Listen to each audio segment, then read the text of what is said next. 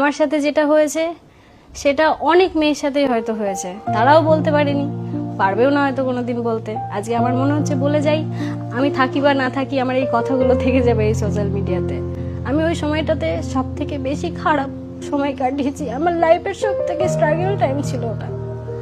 আমি যা স্বপ্ন দেখেছিলাম, মা বাবাকে ভালো রাখবো, নিজেকে তৈরি করব, শুধু একটা মানুষকে ভালোবেসে আমার সব স্বপ্ন আমি ভেঙে দিয়েছিলাম। আমি যখন ছোট ছিলাম তখন আমার মনে হতো যে আমি পড়াশোনা করছি, আমাকে কিছু একটা করতে হবে জীবনে।